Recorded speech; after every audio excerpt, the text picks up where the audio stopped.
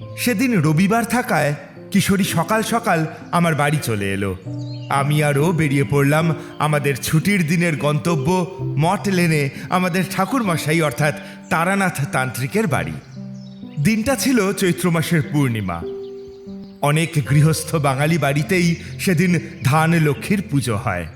ঠাকুরমশাইয়ের বাড়িতে পৌঁছেই সেই প্রসঙ্গে কথা উঠতে দেখলাম ঠাকুরমশাইয়ের মুখে যেন একটা অদ্ভুত আশঙ্কা আর দুশ্চিন্তার ছাপ ফুটে উঠল। কিশোরী বলে ওঠে, আচ্ছা ঠাকুরমশাই, আপনি সে একবার বলেছিলেন না মুকুন্দপুরের অদ্ভুত এক ধান লক্ষ্মী পুজোর কথা? আজ আমাদের সেই গল্পটাই বলুন না। হ্যাঁ ঠাকুরমশাই, বাড়ি থেকে বের হওয়ার সময় দেখেছি পুজোর আয়োজন শুরু হয়েছে। আজই তো সেই পুজো। আজ আপনি সেই গল্পটা বললে দিনের মাহাত্ম্য হিসেব করে সেটা খুবই ভালো হবে, কি বলেন? জানো বিভূতি, আমি সেরকম অদ্ভুত পরিস্থিতির সামনাসামনি আগে কখনো হইনি। দেখো, আমাদের বাড়িতেই বলো আর এই বঙ্গদেশে যেখানেই যখন গেছি, সপ্তাহের বৃহস্পতিবারগুলোতে বা পূর্ণিমা তিথিতে গৃহস্থ বাড়িতে লক্ষ্মী পুজো হতে দেখেছি বহুবার। হ্যাঁ, সেই পুজোয় নানান রকমের উপাচারগত পার্থক্য দেখেছি ঠিকই, কিন্তু মৌলিক পূজার উপাচার সব জায়গায় প্রায় একই রকম পেয়েছি। কোথাও দেখেছি মাটির মূর্তি এনে পুজো, তো কোথাও আবার ধানের কুন কেটে। আবার পূর্ববঙ্গে দেখেছি মাটির সরায় লক্ষ্মী পুজো হতে। কিন্তু সে পুজোতে গৃহস্থ বাড়ির সধবা মহিলাদের প্রাধান্যই দেখেছি সর্বাধিক। কিন্তু আজ তোমাদের যে ঘটনাটা বলবো সেটা দেখে আমি রীতিমতো চমকে উঠেছিলাম। কিরকম ঠাকুরমশাই? আমাদের বাড়িতেও তো নিয়মিত বৃহস্পতিবার করে লক্ষ্মী পুজো হয়, আর ভাদ্র, পৌষ এবং চৈত্র মাসের ধান লক্ষ্মী পুজো হয়।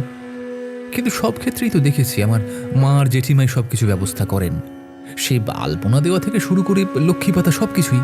হ্যাঁ ঠাকুরমশাই, কথাটা ঠিক। আমাদের বাড়িতে মায়ের সঙ্গে পিসিমাকে দেখেছি ব্যবস্থা করতে। জানেন ঠাকুরমশাই, ছোটবেলায় আমিও মায়েদের সঙ্গে আলপনা দিতাম। আতপ চাল আগের দিন রাত্রিবেলা ভিজিয়ে রাখা হতো, আর সেটাই চন্দন পিঁড়িতে বেঁটে চালের পুটুলি তৈরি করা হতো। দরজার পাশে যে মায়ের চরণগুলো আঁকা হতো সেগুলো আমিই আঁকতাম। আমার খুব মজা লাগতো জানেন। আলপনা, লক্ষ্মী পুজোর আলপনা তুমি নিজে হাতে দিতে পারতে? কি বলছেন কি ঠাকুরমশাই, আমি সব কিছুই পারি। ধানের গোলা, মড়াই, ধান ভাঙানোর ঢেঁকি, মায়ের নানা রকম সাজ, এসব তো আঁকতে হতো মায়ের আসনের নিচে। যদিও সব কটাই প্রতীক, কিন্তু সবকিছুই বাংলার চাষাবাদ, বিশেষ করে ধান চাষের সঙ্গে দৈনন্দিন জীবনের যোগসূত্র প্রকাশের জন্য ব্যবহার করা হতো। কি ভাই বিভূতি, ঠিক বলছি তো? আবার তুমি তো আবার এই সব নিয়ে অনেক কিছু পড়াশোনা করেছো, ভুল বললে সংশোধন করে দিও কিন্তু।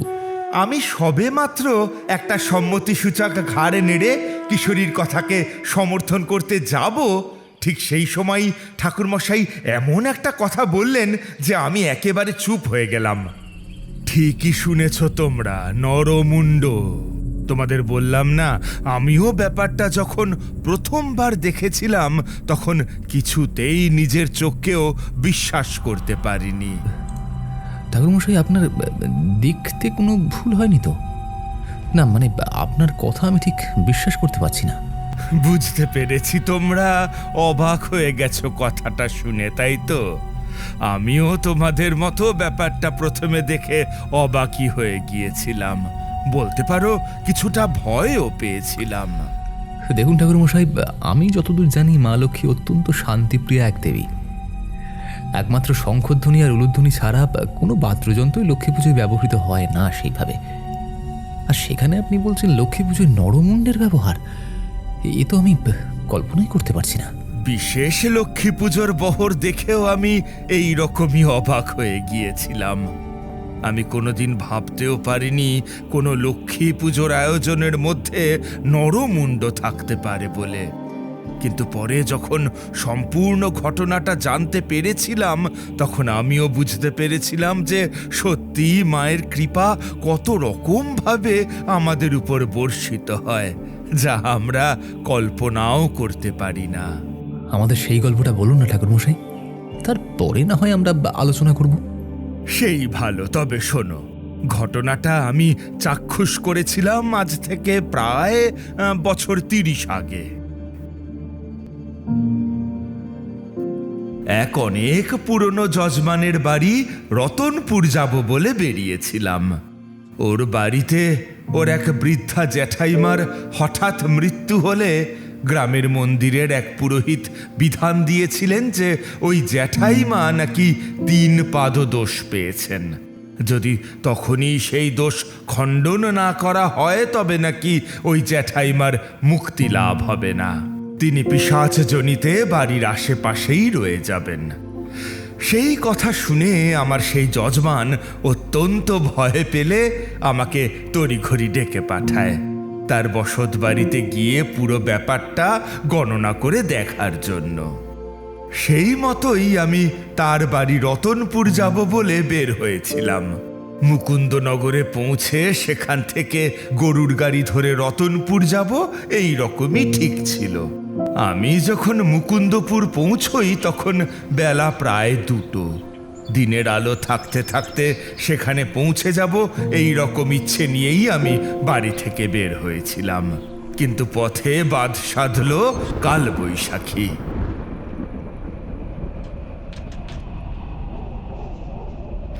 মুকুন্দপুরে দাঁড়িয়ে আছি এমন সময় পশ্চিম আকাশ কালো করে শুরু হলো ঝড়ের তাণ্ডব, আর তার সঙ্গে তুমুল বিদ্যুৎ চমকানো।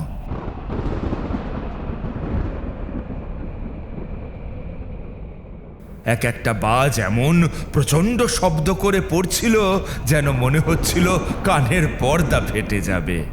এদিকে ঝড়ের মধ্যে কোনো গরুর গাড়ি নেই। এবার তোমরাই বোঝো, রতনপুর যাওয়ার পরিকল্পনা তখন তো 20 বাও জলে। এদিক ওদিক তাকিয়ে দেখলাম কয়েক মুহূর্তের মধ্যে সম্পূর্ণ রাস্তা ফাঁকা হয়ে গেল। শুধু দেখলাম আমার মতোই আর একজন ভদ্রলোক খোলা মাথায় সেখানে দাঁড়িয়ে। কিছুটা নিজের গরজেই সেই লোকটার দিকে 2 পা এগিয়ে গিয়ে বললাম, কি সমস্যা বলুন তো দাদা? এই বৃষ্টিতে এখন কোথায় যে মাথা বাঁচানোর জন্য যাই? এসব নিয়ে ভাববেন না, এই বৃষ্টি হবে না। কি বলছেন দাদা? আকাশ তো যেন ভেঙে পড়ার উপক্রম হচ্ছে, আর আপনি বলছেন এই বৃষ্টি হবে না? না, হবে না। আপনি মিলিয়ে নিন। আসলে কেতো কি চায় না আমি ওর পুজোর দিন এই গ্রাম ছেড়ে চলে যাই, তাই আমাকে আটকানোর জন্য এই সব ব্যবস্থা করছে। আমি যেই হার মেনে নিয়ে আজকের দিন গ্রাম ছেড়ে না যাওয়ার সিদ্ধান্ত নেব, অমনি সব কিছু শান্ত হয়ে যাবে। ভদ্রলোকের কথা যথেষ্ট অসঙ্গতিপূর্ণ হলেও ওনার সাথে সেই সময় কোনো বাকবিতণ্ডায় জড়াবার কোনো ইচ্ছে আমার ছিল না। তাই তার কথার যুক্তি খণ্ডন না করে বললাম, আচ্ছা, এই ভয়ঙ্কর ঝড় বৃষ্টি থেকে মাথা বাঁচানোর জন্য কোথায় আশ্রয় নেওয়া যায় বলতে পারেন? না মানে আমাকে এখান থেকে আরো অনেক দূর যেতে হবে তো, বৃষ্টিতে ভিজে গেলে খুব অসুবিধে হতে পারে। আপনার আমার কথা বিশ্বাস হলো না, তাই না? এই সনাতন বাড়ুজ্যে তো বলেছে কোনো বৃষ্টি হবে না। আমি যাতে আজ এই গ্রাম ছেড়ে না যাই তাই কেতুকে এসব পড়াচ্ছে। আপনি এসব নিয়ে ভাববেন না। আমি এবার ভদ্রলোকের কথা শুনে অবাক না হয়ে পারলাম না। ওনাকে এক প্রকার বলতে বাধ্য হলাম, আপনি কি বলতে চাইছেন বলুন তো? আপনি যার কথা বলছেন তিনি কে? আর তিনি কি কোনো অলৌকিক শক্তির অধিকারিণী? আচ্ছা বাবা, আচ্ছা, আমি আর যাব না এই গ্রাম ছেড়ে, কথা দিচ্ছি। এবার তুমি তোমার এই ঝড় বৃষ্টি বন্ধ করো, কিন্তু আগামীকাল সূর্যোদয়ের সঙ্গে সঙ্গে কিন্তু আমাকে যেতে হবে। তখন কিন্তু তুমি আমাকে আটকাতে পারবে না। ভদ্রলোকের এরকম অদ্ভুত ব্যবহার এবং আকাশের দিকে তাকিয়ে কথা বলা দেখে আমার মনে হয়েছিল ভদ্রলোক নিতান্তই একজন মানসিক ভারসাম্যহীন ব্যক্তি। আমি সেই তুমুল ঝড় বৃষ্টির পরিস্থিতির মধ্যেও অবাক বিস্ময়ে লোকটার করা সেই অদ্ভুত কাজগুলো দেখছিলাম। ঠিক তখনই উনি আমার দিকে ফিরে বললেন, আসলে কি জানেন তো, কেতু কি চায় না আজকের দিনে ওই গ্রাম থেকে এই গ্রামের কোনো বাসিন্দা বাইরে যায়। তাই এখানের কেউ যদি আজকে বাইরে যেতে চায়ও, তাকেও ও এভাবেই আটকানোর চেষ্টা করে। আমাকে আসলে ব্যবসার কাজে ভাগলপুর যেতে হতো, সেই জন্য আমি আজ বেরিয়েছিলাম। কিন্তু বুঝতেই তো পারছেন, কেতু কি সেটা চায় না। কিছু মনে করবেন না, আমি আপনার কথা বিশ্বাস করতে পারছি না। আপনি কি বলতে চাইছেন বলুন তো? কে এই কেতকী? আর আজকে কি বা পুজো আছে? লক্ষ্মী পুজো। আজ যে চৈত্র মাসের পূর্ণিমা। অবশ্য সে অনেক গৃহস্থ বাঙালি বাড়িতে এই আজকের দিনে ধান লক্ষ্মীর পুজো হয়। আমাদের এখানেও সেরকম হতো, কিন্তু শুধুমাত্র এই কেতকী বাইয়ের জন্যই এই পুজো আজ এই গ্রামের সব থেকে বড় উৎসবে পরিণত হয়েছে। কেতকী বাই? হ্যাঁ, ঠিকই বলেছেন।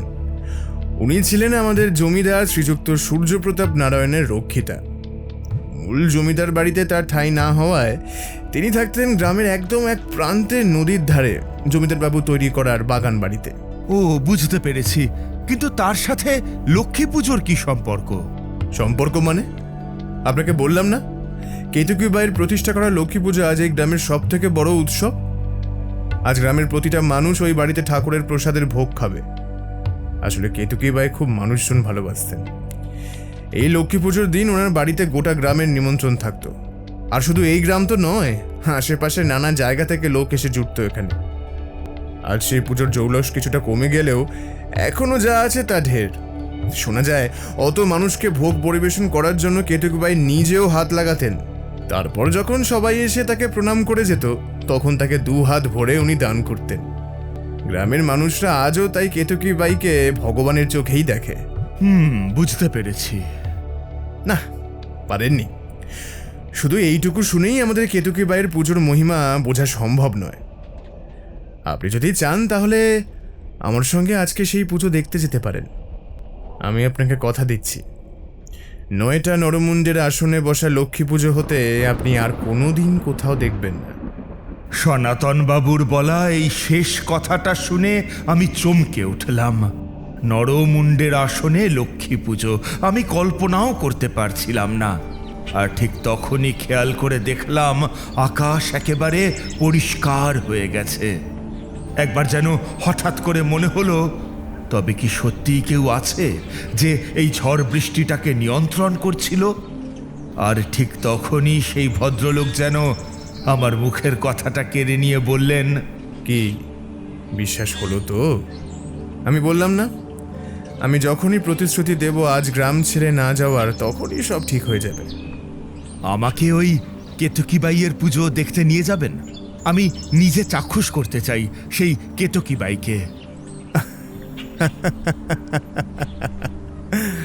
এটা খুব ভালো কথা। আসুন আমার সাথে। আপনি বাইরের লোক, পুজো এলে কেতকী বাই খুব খুশি হবে। তবে তাকে আর পাবেন কোথায়?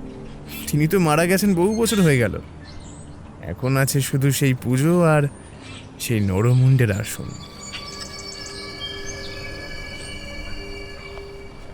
আমি সেই ভদ্রলোকের সঙ্গে হেঁটে এগিয়ে চললাম, রাস্তা ছেড়ে মাটির মোরাম বিছানো রাস্তা ধরে।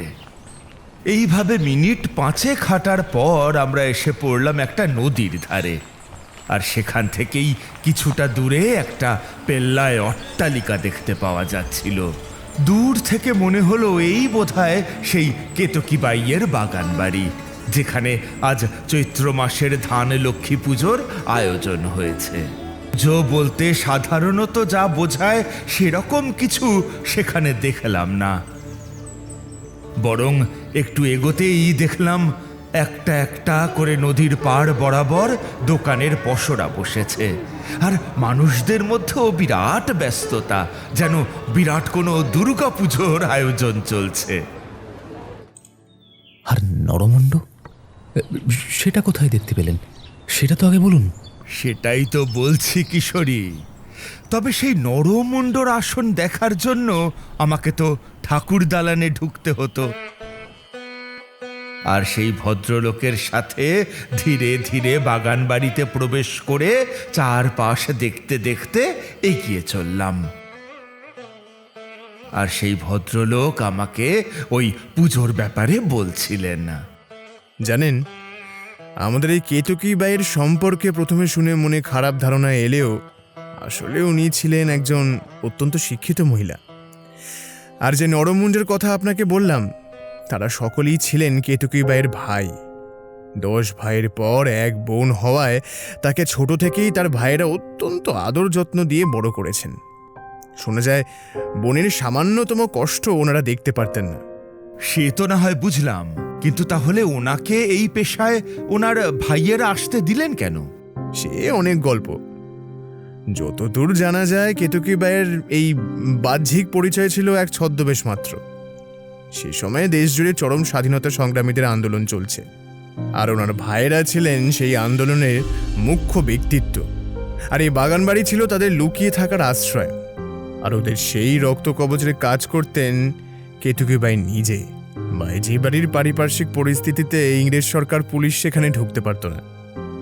বলতে পারেন ইংরেজ সরকারের হাত থেকে নিজের ভাইদের রক্ষা করে সশস্ত্র বিপ্লবী আন্দোলনকে সক্রিয় রাখতেন উনি।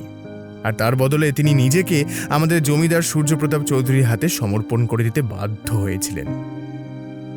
এ কি বলছেন? এ তো মহান স্বার্থত্যাগ। উনি তার মানে নিজের জীবনটা এই দেশের স্বাধীনতা সংগ্রামের লড়াইয়ের জন্য উৎসর্গ করে দিয়েছিলেন। এ তো ভাবাই যায় না। জানো বিভূতি, আমরা কথা বলতে বলতে সেই দালানের উপর উঠে এসেছিলাম, আর তখন আমরা সেই কেতকী বাইয়ের ধান লক্ষ্মীর সিংহাসনের সামনে দাঁড়িয়ে। কিন্তু কখন যে আমাদের পাশে একজন অশীতিপর বৃদ্ধা মহিলা এসে দাঁড়িয়েছেন সেটা আমি খেয়ালই করিনি। হঠাৎ করে ওনার গলা শুনে খেয়াল পড়ল। আমি তখন সেই ভদ্রলোককে বলছিলাম, দেখুন, আমি মিথ্যে বলবো না, প্রথমে আপনার কাছে কেতকী বাইয়ের কথা শুনে আমার খুব খারাপ একটা ধারণা হলেও এখন ওনার প্রতি শ্রদ্ধায় মনটা ভরে উঠছে। তারানাথ, কেতকী বাইয়ের কথা শুনে ওকে মনে মনে খুব ঘৃণা হচ্ছিল, তাই না? আমি বেশ চমকেই উঠলাম। তারপর সঙ্গে সঙ্গে নিজেকে সংশোধন করে নিয়ে বললাম, না না, সেরকম কোনো ব্যাপার নয়। আমি আসলে এই সত্যিটা কেতকী বাইয়ের জীবনের সঙ্গে ওতপ্রোতভাবে জড়িত তারানাথ। তাই তুমি সেটা স্বীকার করো বা না করো, তাতে ওর কিছু যায় আসে না। কোনো মানুষ সবটা না জানলে ওকে মনে মনে ঘৃণাই করবে, এটাই স্বাভাবিক। আপনার কথা শুনে মনে হচ্ছে আমি সনাতন বাবুর থেকে কেতকী বাইয়ের জীবনের ব্যাপারে যতটুকু জানতে পেরেছি তার বাইরেও আরো অনেকটা অজানা ঘটনা রয়ে গেছে। কি আর করবে জেনে? না, আমার যে কিছু করার নেই তা আমি জানি, তবু জানতে বড় ইচ্ছে করছে। না তারানাথ, তোমার করার আছে। এই মুহূর্তে একমাত্র তোমারই কিছু করার আছে। একমাত্র তুমি পারো ওই ভাইদের মুক্তি দিতে। আর এই এতগুলো বছর পর সেজন্যই মা লক্ষ্মীর নির্দেশে তুমি এখানে এসেছ। কি হয়েছিল ওনার ভাইদের? খুন খুন করেছিল ওই শয়তানটা ওদের। জানো তারানাথ, সেই দিনটাও ছিল এইরকমই এক চৈত্র পূর্ণিমা। প্রতি বছরের মতোই কেতকীও মহা ধুমধাম করে পুজোর আয়োজন করেছিল। আর সেদিন সমবেত ভিড়ের মধ্যে মিশেছিল স্বদেশী দলের লোকেরা। পুজোর দানের মধ্যে দিয়ে সমস্ত অস্ত্র ওদের ভাগলপুরে সেদিন পাঠিয়ে দেওয়ার পরিকল্পনা ছিল। আর সেই ব্যাপারটাই চোখে পড়ে যায় ওই শয়তান সূর্যপ্রতাপের। ভিড়ের মধ্যে ওর অনুচরদের মিশিয়ে দিয়ে সব কিছু লক্ষ্য করে। ওদিকে ওই শয়তান জমিদার তখন ইংরেজ সরকারকে তোষামোদ করে রায় বাহাদুর উপাধি পাওয়ার জন্য মরিয়া হয়ে উঠেছে। আর তার নিজের বাগান বাড়ি থেকেই তার পরিকল্পনায় জল ঢেলে দেওয়ার ব্যবস্থা চলছে জানতে পারার পর রাগে অগ্নিশর্মা জমিদার তার লোকেদের নিয়ে চড়াও হয় এখানে, প্রত্যেকের হাতে বন্দুক নিয়ে। এখানে তখন সন্ধ্যা আরতির তোড়জোড় চলছে। ওদের কাউকে কিচ্ছু বুঝতেই না দিয়ে ওই ঠাকুর দালানে উঠে এসে কেতকীর ভাইদের ওপর যথেচ্ছাচারে গুলি চালাতে শুরু করে ওই সূর্য প্রতাপ। কিন্তু কেতকীর ভাইরা সেই অতর্কিত আক্রমণে প্রাণ হারাতে বাধ্য হলেও কেউ একবারও মুখ ফুটে যন্ত্রণা প্রকাশ করে না। সবাই চিৎকার করে বলতে থাকে, বন্দে মাতরম, বন্দে মাতরম। আর তাতে যেন সেই শয়তানের মনে জমে থাকা বারুদের স্তূপে ঘৃতাহুতি দেওয়া হয়। ওই বিরুদ্ধে, ওই শয়তানের ছত্রছায়ায় থেকে কেউ যে ইংরেজ শাসনের বিরুদ্ধে গলা উঁচু করে প্রতিবাদ করতে পারে সেটা সূর্য প্রতাপ কিছুতেই মেনে নিতে পারেনি। আর সেই জন্যই রাগে হিতাহিত জ্ঞান শূন্য হয়ে সে জারি করে এক ভয়ঙ্কর নির্দেশ। এই তোরা, হ্যাঁ, চুপ করে ওই শয়তানগুলোর চিৎকার শুনছিস কেন? তোদের হাতে ধরা তলোয়ারের আঘাতে ওদের মাথাগুলো ধর থেকে কেটে ফেল। তারপর ওই মাথাগুলো এক জায়গায় জড়ো করে তার উপর ওই সিংহাসনের উপরে রাখা লক্ষ্মীর সমস্ত ধান ঢেলে দে। এ আপনি কি বলছেন জমিদার বাবু? আপনার কি মাথা খারাপ হয়ে গেছে? লক্ষ্মী পুজোর আসনে রক্তপাত, এ যে মহাপাপ। কোনো পাপ নয়, আমার কথার অবমাননা করাটাই পাপ, বুঝলি? ওদের এত সাহস হয় কি করে আমার রাজ্যে বাস করে স্বদেশী আন্দোলনে যোগ দিতে যায়? হ্যাঁ, পাপ যখন ওরা করেছে তার শাস্তি ওদের পেতেই হবে। ওদের গলা কাট আর ওদের রক্তে আজ লক্ষ্মীর ভোগ হবে। দেখি দেখি আমাকে কে আটকায়, কে? জানো তারানাথ, সেদিন ওই মায়ের ভোগ ওই জমিদার খেতে বাধ্য করেছিল কেতকীকে। নিজের 9 ভাইয়ের অস্থিতে মাখা ভাত কেতকী খেয়েও ছিল মুখ বুজে। তারপর ওকে থানায় ধরে নিয়ে গিয়ে অনেক অত্যাচার করলেও কেতকী ওর স্বদেশী দলের ব্যাপারে একটা কথাও ইংরেজ পুলিশকে বলে না। শেষে ওকে মুখ খোলাতে না পেরে ওকেও খুন করে নদীতে ভাসিয়ে দেয় ওই জমিদার আর ওর সঙ্গের পুলিশ। সেই বৃদ্ধার কথা শুনে আমার চোখে জল এসে গিয়েছিল, বুঝলে বিভূতি। আমি সেই বৃদ্ধা ভদ্র মহিলাকে জিজ্ঞাসা করলাম, আপনি যে বললেন ওনার 10 ভাই ছিল, তাহলে একজন ভাই কোথায় গেলেন? ওর এক ভাই সেদিন পুজো মণ্ডপে ছিল না। পুজোর কিছু সামগ্রী নিয়ে আসার জন্য বড় রাস্তার দিকে গিয়েছিল। তাই সেদিন সেই নরহত্যা লীলায় সে বেঁচে যায়। তারপর কি হলো? কি আর হবে, কেতকীর ইচ্ছা মতো সেই পুজো আজও হয়ে চলেছে। কিন্তু সেই দিনে সেই অভিশাপ থেকে আজও এই ধান লক্ষ্মী মুক্ত হতে পারেনি। তুমি এবার এসেছ একটা বিশেষ কারণে। তুমি এবার কেতকীর সেই 9 ভাইকে মুক্তি দাও। আমি কি করব?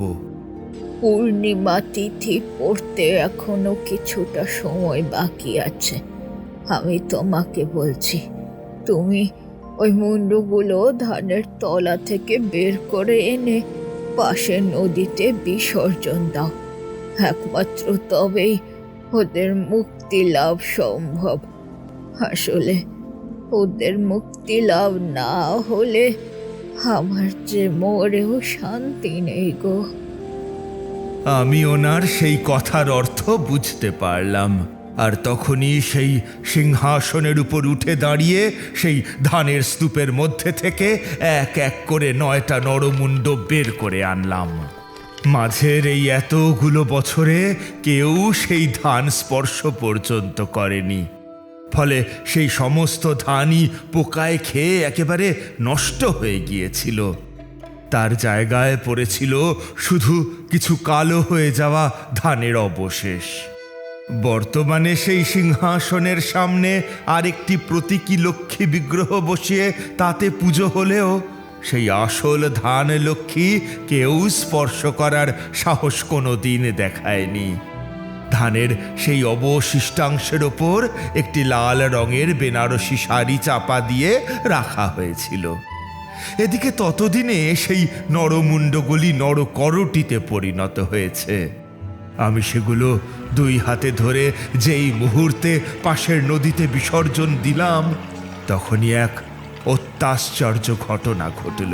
সেই পাহাড় প্রমাণ ধানের স্তূপের প্রতিটা ধান সোনায় পরিণত হলো। নাট মন্দিরের আলো সেই সোনার স্তূপে পড়তেই যেন তার থেকে আলো ঠিকরে বের হতে লাগলো। ওখানে উপস্থিত সকল গ্রামবাসীরা তখন অবাক বিস্ময়ে সেদিকে তাকিয়ে। আর তখনই সেই বৃদ্ধা এক অদ্ভুত কথা বললেন। শোনো তারানাথ, আজ তুমি এই গ্রামের ধান লক্ষ্মীর পুজোকে অভিশাপ মুক্ত করলে। সেই কারণে আমি তোমার কাছে চিরজীবন কৃতজ্ঞ হয়ে থাকবো। আর একটা কাজ তোমার বাকি আছে। কি কাজ? আমাকে বলুন। এই সমস্ত সোনার ধান এই গ্রামের মানুষের সম্পত্তি। তুমি এই ধান এখানকার মানুষের মধ্যে বিলিয়ে দাও, আর তার আগে তুমি তোমার ইচ্ছা মতো সোনার এই ধান নিজের জন্য রাখতে পারো। এতে তোমার সারা জীবনে ভাত কাপড়ের অভাব আর কোনো দিন হবে না। না, এই গ্রামের সম্পত্তিতে আমার কোনো লোভ নেই। তবে আপনার নির্দেশ মতো আমি শুধুমাত্র মা লক্ষ্মীর আশীর্বাদ স্বরূপ একটি মাত্র সোনার ধান নিজের কাছে রাখব। বাকি সবটাই এই গ্রামের। তবে আমার একটা অনুরোধ আছে। আপনি কি দয়া করে আমার সেই অনুরোধটা রাখবেন না? আমি জানি তুমি কি বলতে চাও তারানাথ। তুমি আমার পরিচয় জানতে চাও, তাই তো? তবে শোনো, আমি সেই কেতকী। এই গ্রামের পরিচিত নাম কেতকী বাই। আর আমার ভাইয়েরা এখনো নদীর ধারে আমার জন্য অপেক্ষা করে রয়েছে। এবার আমাকে তাদের কাছে ফিরে যেতে হবে। আর তুমি ঠিক ভেবেছ তারানাথ। তোমাকে যে বাস স্ট্যান্ড থেকে এই বাগান বাড়িতে নিয়ে এসেছিল সেই আমার আরেক ভাই, যে সেদিন হয়তো ওই নরহত্যাকাণ্ডে প্রাণে বেঁচে গিয়েছিল, কিন্তু ওকে পরে জমিদার সূর্য প্রতাপের লোকেরা বাস রাস্তার কাছে ধরে ফেলে আর ওখানেই ওকে শেষ করে দেয়। সেই থেকে ওখানেই রয়ে গেছে। আর প্রতি বছর আজকের দিনে যারাই এই গ্রামের বাইরে থেকে এখানে আসে পুজো দেখানোর নামে, তাদের এখানে নিয়ে আসে ওর বাকি দাদাদের মুক্তির জন্য। কিন্তু এতদিন কেউ এই ধানের স্তূপ থেকে নরমুণ্ডগুলোকে মুক্তি দেয়নি, যেটা তুমি আজ দিলে। তোমাকে অনেক ধন্যবাদ। আমি তোমার কাছে চিরকৃতজ্ঞ থাকব। জানো বিভূতি, আমি পরিষ্কার দেখলাম সেই বৃদ্ধা কেতকীবাই ধীর পায়ে দালানের সিঁড়ি বেয়ে নেমে মন্দিরের পাশ দিয়ে বয়ে চলা নদীর দিকে চলে গেলেন। আর সেখানে তখন 10 জন দিব্যকান্তি পুরুষ কেতকীবাইয়ের জন্য অপেক্ষা করছেন।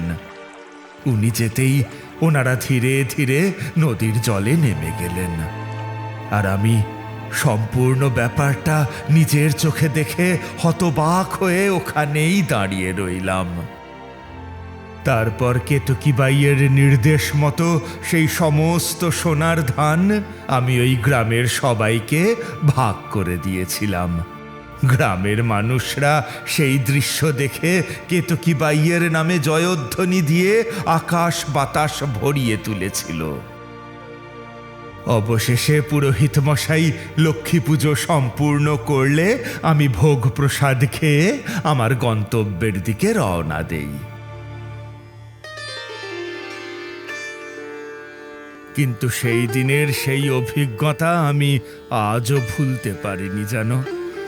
আজও এই চৈত্র পূর্ণিমার দিন আমার বারবার মনে পড়ে কেতকীবাইয়ের সেই লক্ষ্মী পুজোর কথা।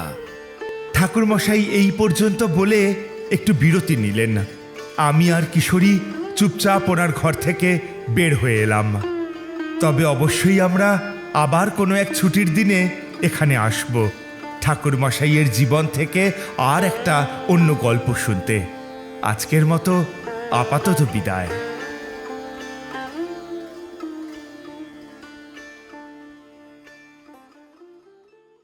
আমাদের এই গল্প যদি আপনাদের ভালো লেগে থাকে তাহলে অবশ্যই লাইক করবেন এবং শেয়ার করবেন। যারা চ্যানেলটিতে নতুন তারা অবশ্যই সাবস্ক্রাইব করুন। শুধু বেল আইকনটি টিপে নোটিফিকেশন অন করে দিন, যাতে আমাদের পরবর্তী কাজগুলোর খবর সবার আগে আপনার কাছে পৌঁছয়। ধন্যবাদ।